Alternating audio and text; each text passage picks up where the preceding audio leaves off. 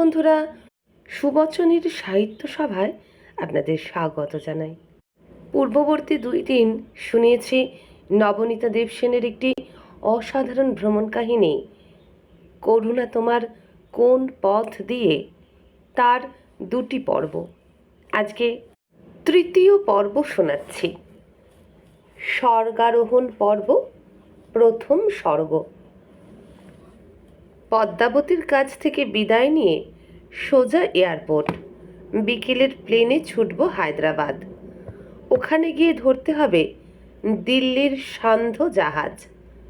রাত 10:30টায় দিল্লি, কাল ভোরবেলা কাশীর প্লেন। হায়দ্রাবাদ এয়ারপোর্টে শ্রী দামোদর ও চন্দ্রশেখর তো উপস্থিত ছিলেনই, তাছাড়াও ছিলেন মামার বন্ধু বিজনবাবু আর ইন্দুর বন্ধু সতীশ গুপ্তাজি। আমার কুম্ভযাত্রার সংবাদে তাঁরা দুজনেই যার পর নাই উদ্বিগ্ন। বিমর্ষ হয়ে পড়লেন ও সঙ্গে সঙ্গেই দুজনে 2টি চিঠি দিলেন।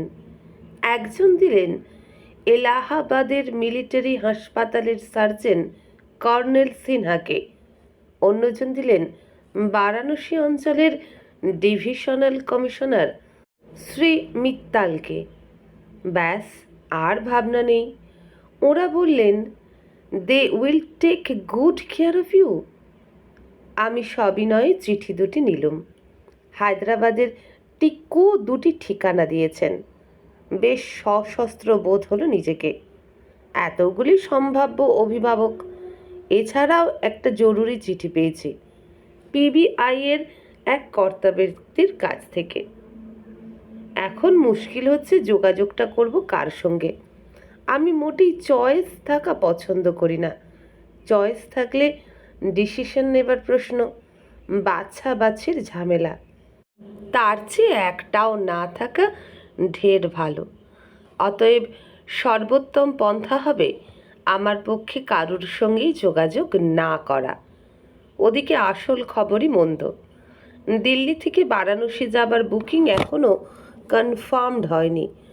রিকোয়েস্ট গেছে 14 তারিখেই, এখনও খবর আসেনি।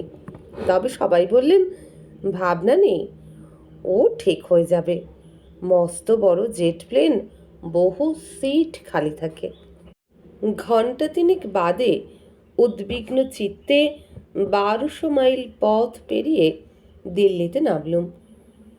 খবর নিতে গিয়ে শুনি আমার নামে কদাপি কোনো রিকোয়েস্ট আসেনি মোটেই। সিট তো দূরের কথা, আমি কোনো ওয়েটিং লিস্টেও নেই। কাল কেন, 20 আগে বারাণসীর কোনো প্লেনে একটাও সেট নেই, সব ভর্তি। শুনে আমি পপাত ধরণীতলে। তাহলে অযথা আমি দিল্লিতে এলুম কেন? মধ্যপথে কে স্ট্র্যান্ডেড হতে চায় এই সুদূরে?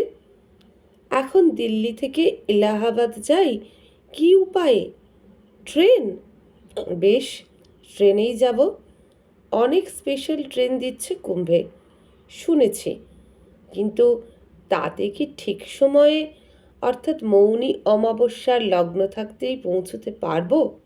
মৌনী অমাবস্যা নাকি মঙ্গলবার মধ্যরাত্রে, অদ্য সোম রজনী, অর্থাৎ প্রধান স্নান কালই মধ্যরাত্রের পরে। ওটাই তো দেখতে চাই, ওই মহাস্নানে যোগ দিতে চাই। অগত্যা স্টেশন সুপারিনটেন্ডেন্টের ঘরে গিয়ে হানা দিই। মরিয়া, দয়া করে যদি আমার নামটা ওয়েটিং লিস্টে তুলে নেন, কাল ভোরে 6টায় বোয়িং ফ্লাইটেও, 6:55 ফকার ফ্রেন্ডশিপেও। প্রায় সাহেবি চেহারার পাঞ্জাবি অফিসার ভুরু তুললেন। 2টোতেই? দুঃখিত, 2টোতে হবে না, একটা ঠিক করুন। আবার চয়েস? নেহি জি, নেহি ভাই সাব, প্লিজ স্যার, কাইন্ডলি, মেহেরবানি, 2টোতেই রাখুন আমাকে। ভয়ানক আর্জেন্ট, আমাকে যেতেই হবে যে। শেষ পর্যন্ত ভুরু নামল, নাম উঠল 2টোতেই। এক তালিকায় আমি 33 নম্বর, অন্যটায় পঞ্চদশ, অর্থাৎ কোনো ফ্লাইটেই ঠাঁই নেই। রাত 12:30টার পর মন খারাপ করে বেরিয়ে এসে গাড়িতে উঠে বসি। কি ভাগ্যি ঠিক সময়ে রাজাগোপালের টেলিফোনে খবর পেয়েছে মামাবাড়ির ভীম ড্রাইভার। ভাগ্যিস ভীম ছিল। ঢের রাত হয়ে গেছে। মামাবাড়ির আদর বস্তুটা আমার মতো করে কেউ চেনেনি। মামাবাড়ির বাঘা গ্রেট ডেন সিজার পর্যন্ত আমাকে মামাবাড়ির আহ্লাদ সাপ্লাই করে।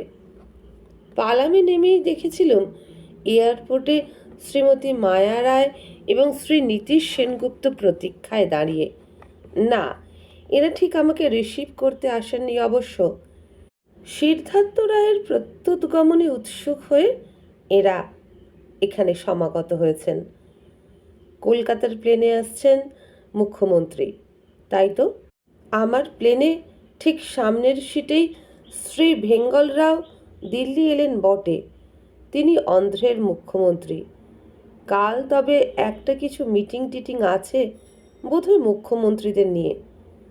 দুদিন পরেই বোঝা গেল 17ই রাত্রে দিল্লিতে মুখ্যমন্ত্রীদের আগমন কেন ঘটেছিল।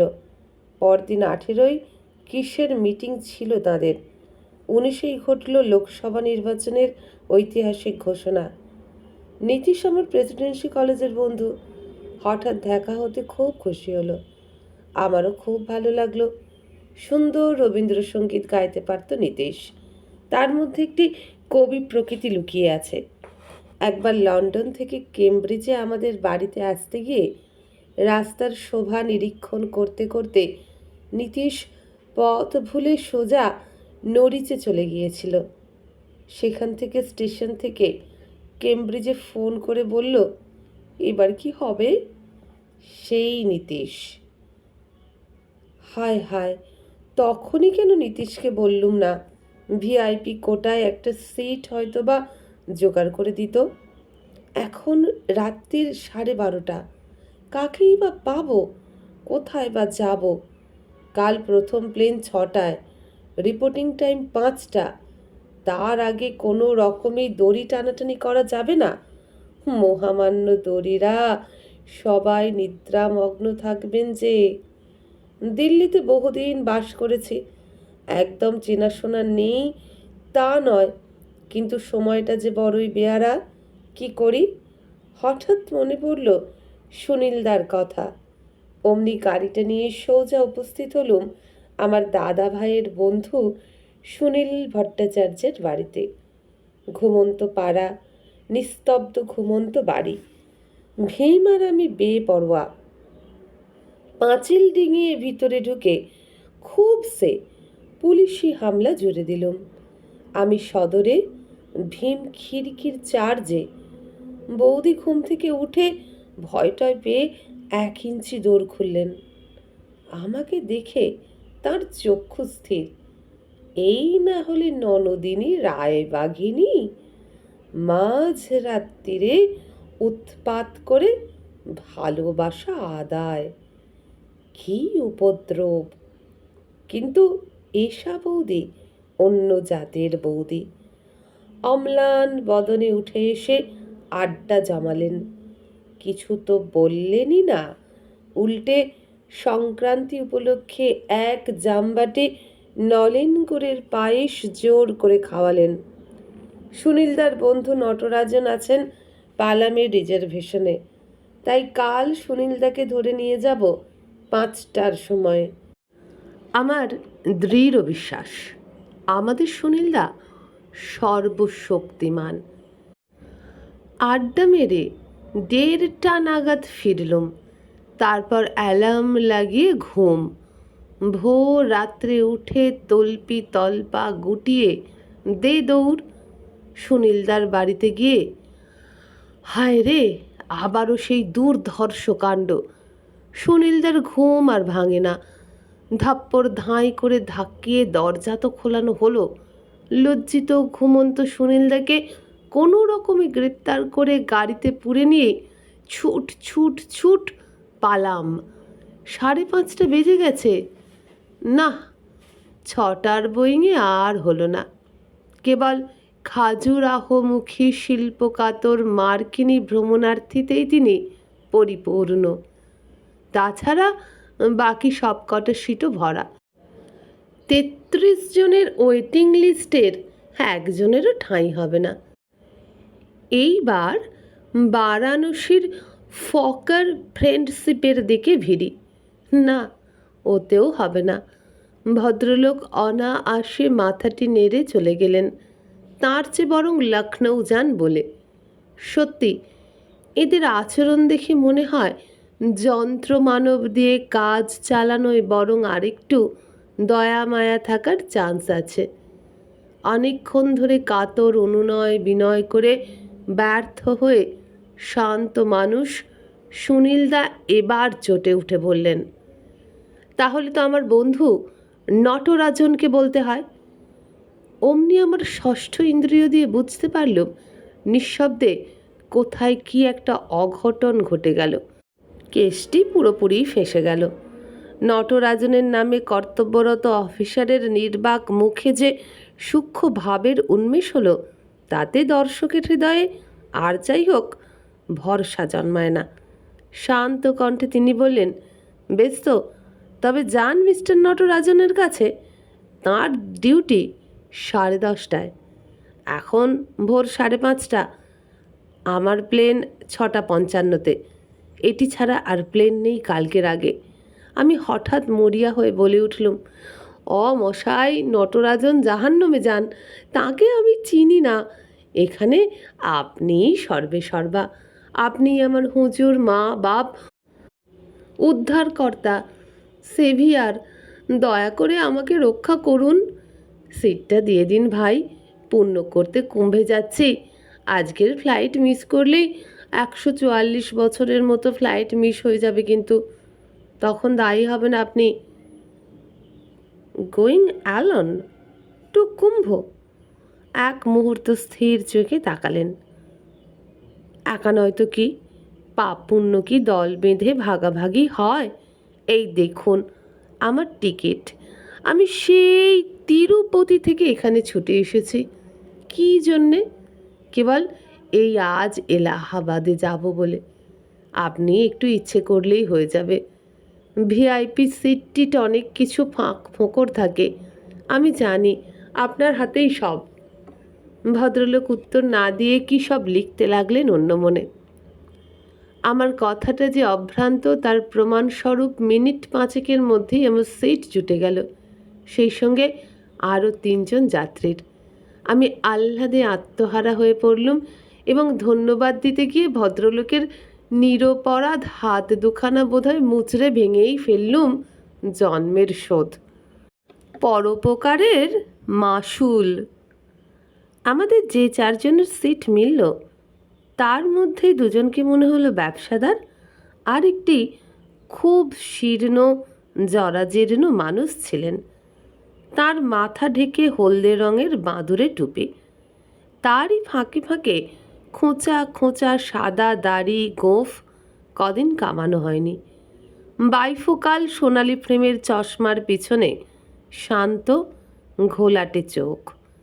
পরনে মলিন মিলিটারি রিজেকশনের মাল, খাকি সোয়েটার, খাকি কোট, পায়ে খয়েরি কেটসের ফুটো দিয়ে কালো মোজা পরা আঙুল দেখা যাচ্ছে। কি করে বুড়ো মানুষটি এত দাম দিয়ে প্লেনের টিকিট কিনতে পারলেন? ইনি নিখাত কুম্ভ পার্টি। সর্ব অঙ্গে লেখা আছে, অহম কুম্ভযাত্রী ভো।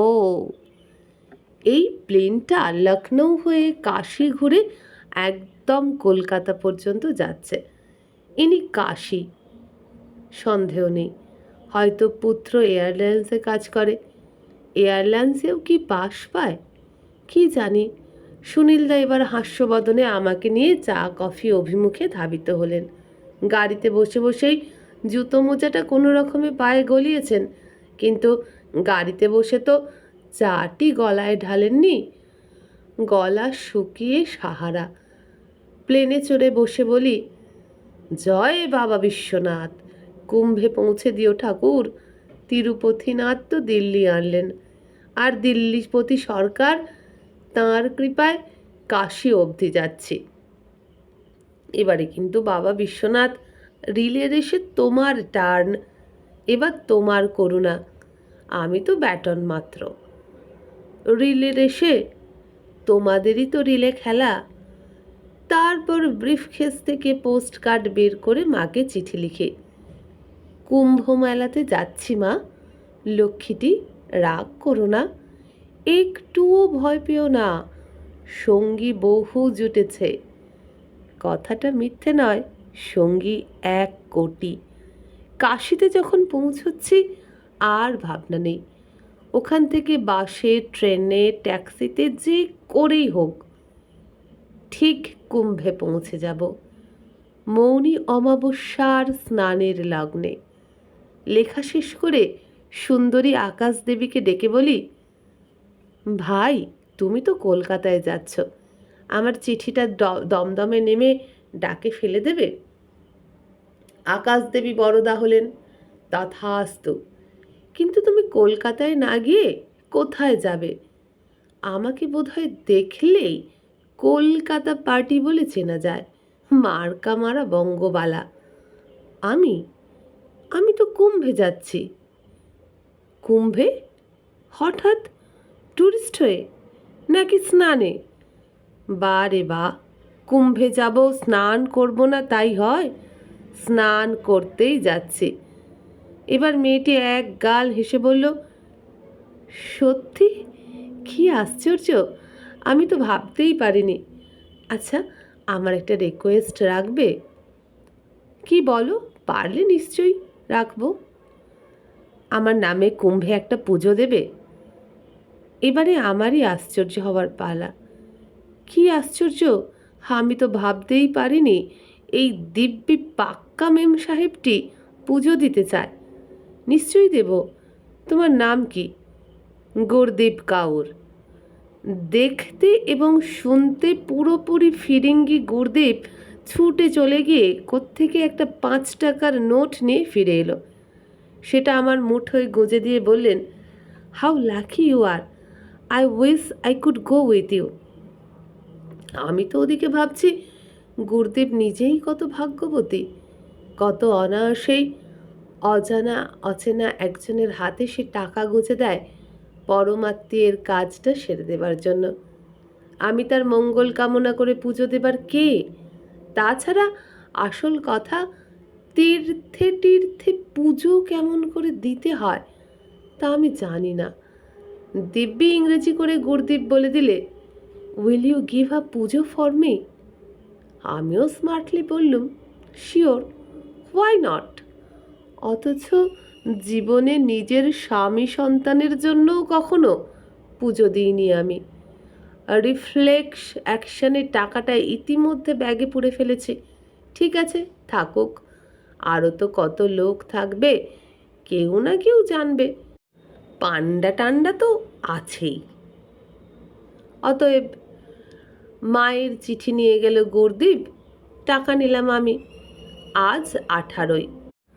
আজ ডাকে দিলে মা কালই পাবেন। মা তো ভাবছেন আমি আজকালের মধ্যেই ঘরে ফিরব। কলকাতার মেয়ে, প্রয়াগধামে যাচ্ছি, কিন্তু পথটি বড় সরল হলো না। কলকাতা, হায়দ্রাবাদ, তিরুপতি, হায়দ্রাবাদ, দিল্লি, লখনৌ, বেনারস, এখনো পর্যন্ত এতটা হয়েছে। এবার এলাহাবাদটা শেষ অবধি হলে হয়। কলেজের সার্টিফিকেটটা আছে তো? ইঞ্জেকশনের দৌলতে বাঁ হাতে যে কোনো বিশ্বশ্রীর ঈর্ষাযোগ্য গুলি হয়েছে আমার, কিন্তু গুলি দেখালে তো হবে না, পর্ছি চাই। এই সেই পর্ছি। আমার মানি ব্যাগে কেবলই পড়ছি ভর্তি। টিক্কুর চিঠি, গুপ্তাজির চিঠি, বিজন বাবুর চিঠি। আমি যেন ডাকঘর করা। পরিচয়পত্রের বহুল ছড়াছড়ি, প্রেমের ফাঁদ পাতা সবখানে, ইংলিশ ইনস্টিটিউট থেকে মিলিটারি হসপিটাল পর্যন্ত সবগুলোই সযত্নে রেখেছি। কে কোথা ধরা পড়ে কে জানে। বেনারস নামার আগে অনেক চেষ্টা করলুম নিচে কাস্তে আকৃতির গঙ্গাটা আকাশ থেকে দেখতে। ট্রেন থেকে যা দেখেছি আগে অনেকবার, কিন্তু আকাশ থেকে গঙ্গা দেখা গেল না। নেমে দাঁড়িয়েছি, মাল নামেনি এখনো। ওপাশে দেখতে পেলুম সেই বৃদ্ধটি। ঠিকই ধরেছি, কুম্ভ পার্টি।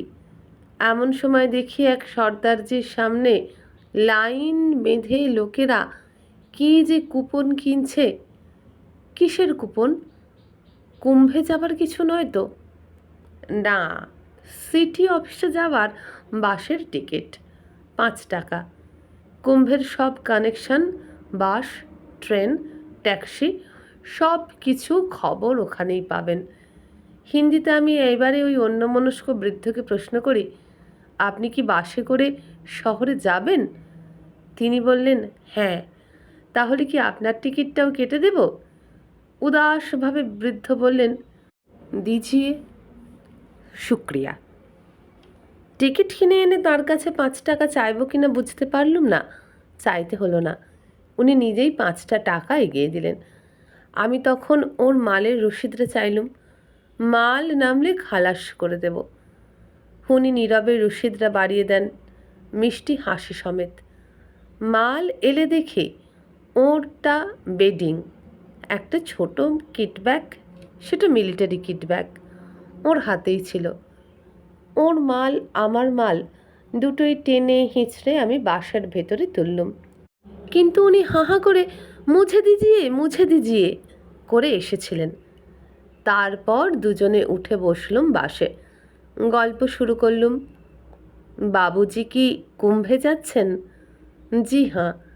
এমনি একলাটি? না না, ওখানে আমার মেয়ে জামাই আছে। বেনারস থেকে কি উপায়ে যাবেন ঠিক আছে? দেখি কি করি। শুনেছি অনেক স্পেশাল ট্রেন দিয়েছে, তাছাড়া বাস আছে, ট্যাক্সিও যায়। ট্যাক্সি ভাড়া কত হবে কোনো ধারণা আছে? শুনেছি শেয়ারে 15 টাকা করে, আর পুরোটা নিলে 80। তবে এখন নিশ্চয়ই আরও বাড়িয়েছে। কত আর বাড়বে? ডাবল? ওই রকমই হবে আর কি। দেখি তো গিয়ে।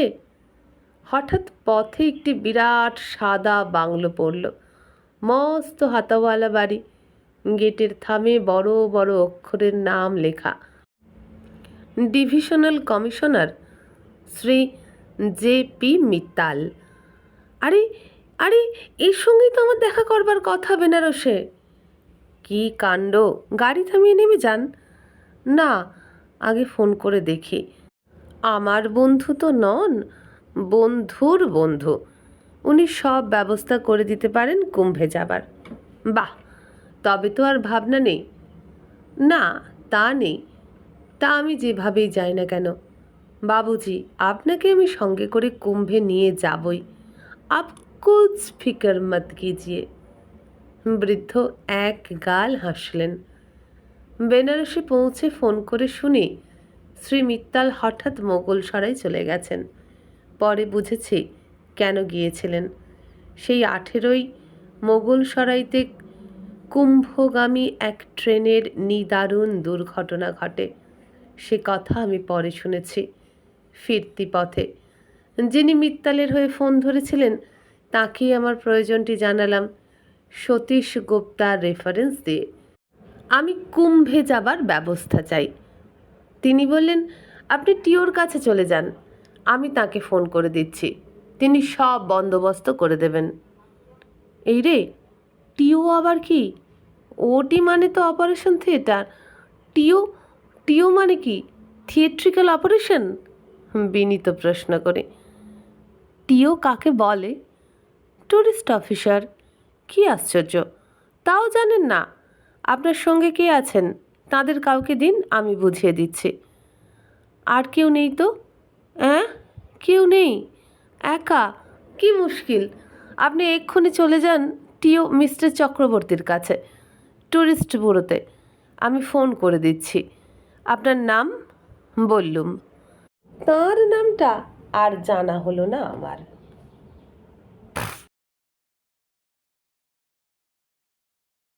বৃদ্ধ দাঁড়িয়ে মাল পাহারা দিচ্ছিলেন।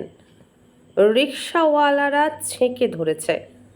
ট্রেন, বাস, ট্যাক্সি সর্বত্রই তারা নিয়ে যাবে, তবে প্রয়াগ পর্যন্ত নিয়ে যেতে পারবে না। এই যা বাসের চেহারা যা দেখলুম, বোঝা গেল ওতে যেতে পারবো না, বমি হবেই। রিকেটি, রংচটা, ঝরঝরে, মাল আর মানুষের ভিড়ে হেলে পড়েছে।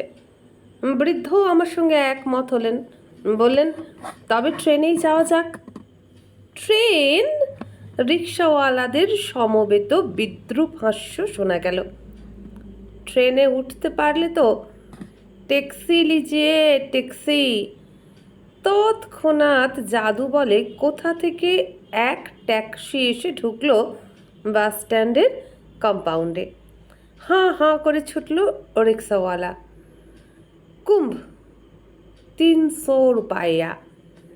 আমি এবার একটু উদ্বেগের সঙ্গে বৃদ্ধের ছেঁড়া কেটসের দিকে দৃষ্টিপাত করি। উঁকি মারছে কালো মোজা পরা বুড়ো আঙুল।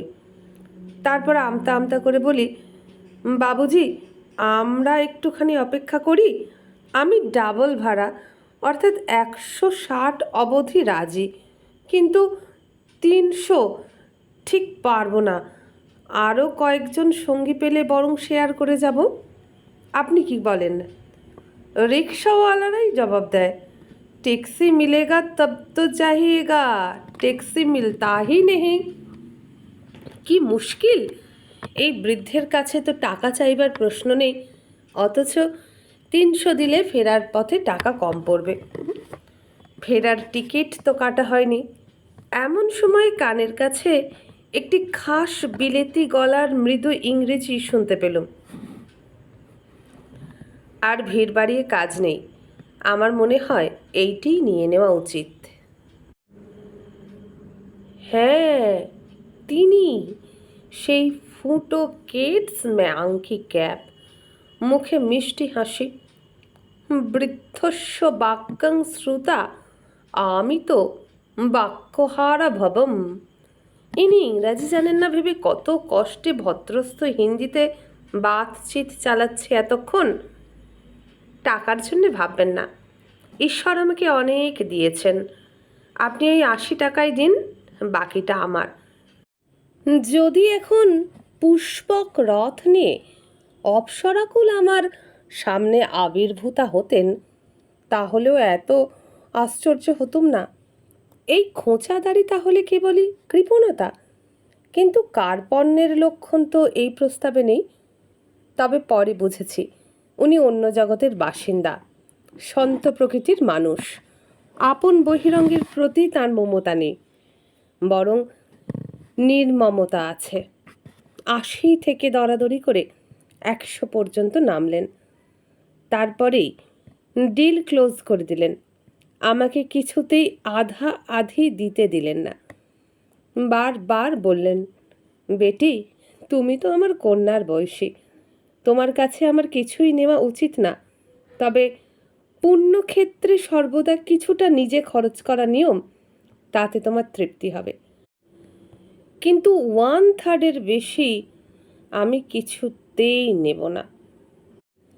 এইবার মালপত্র সমেত ট্যাক্সিতে চড়ে বসা হলো। বৃদ্ধ বাবুজি মালপত্র সমেত ট্যাক্সিতে ট্যাক্সিওয়ালার সামনে বসলেন।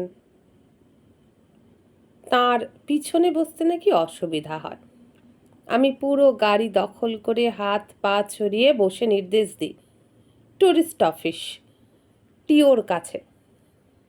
চক্রবর্তী মশাই টেলিফোনটি পেয়ে গেছেন মনে হলো।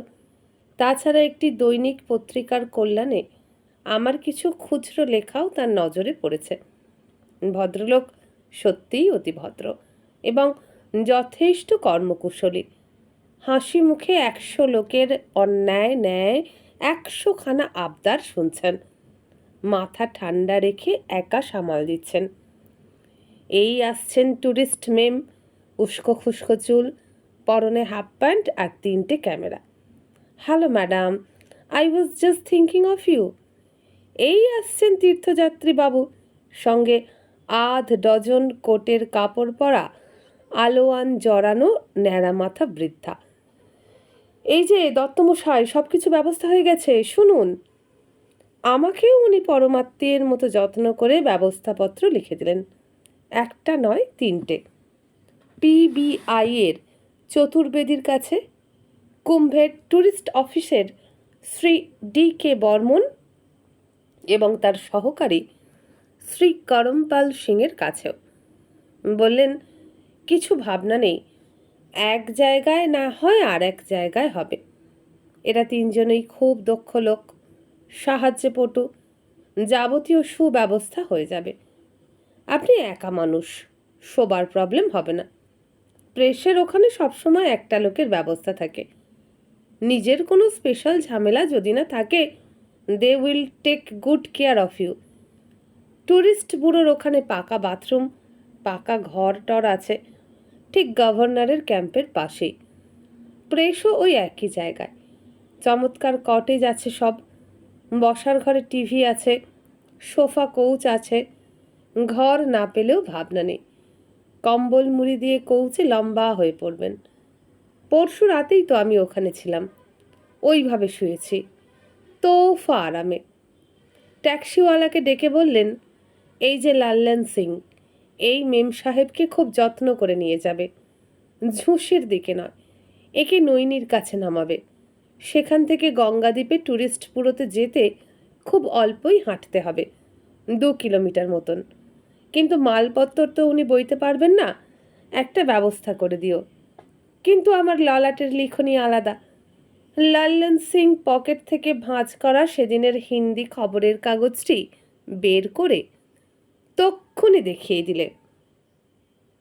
নোটিশ বেরিয়েছে, নৈনির রাস্তা বন্ধ, একমাত্র ঝুঁসির পথই সেদিন খোলা।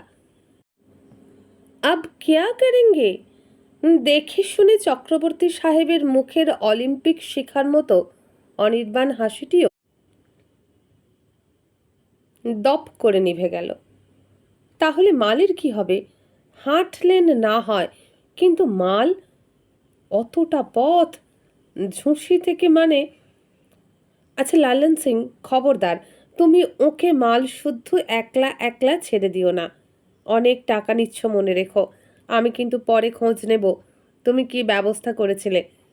মাল বয়ে ঝুঁসি থেকে ট্যুরিস্ট লজে যাওয়া এর পক্ষে অসম্ভব।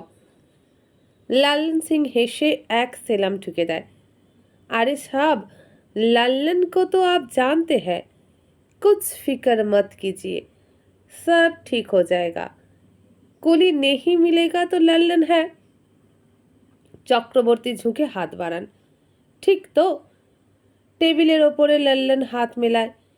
ঠিক বাত। চক্রবর্তী হেসে বলেন, চলে যান, ভাবনা নেই, ফিরে এসে একটা খবর দেবেন স্নান কেমন হলো। আমি কৃতজ্ঞতায় দুমড়ে যাচ্ছি দেখে চক্রবর্তী হা হা হেসে বললেন, আরে দিদি, এই তো আমার কাজ, এই জন্য আমি মাইনে পাই, এতে ধন্যবাদের কি আছে। অথচ আমি জানি বেতনের বিনিময়ে কর্তব্য কর্ম বলে আর কিছু বাকি নেই, অন্তত এ দেশে। এখন যেখানে যেটুকু পাই সবটাই আমি কৃপা বলে মেনে নিই, প্রাপ্য বলে নয়। অধিকার বা দাবি এসব শব্দ এখন স্লোগান মাত্র।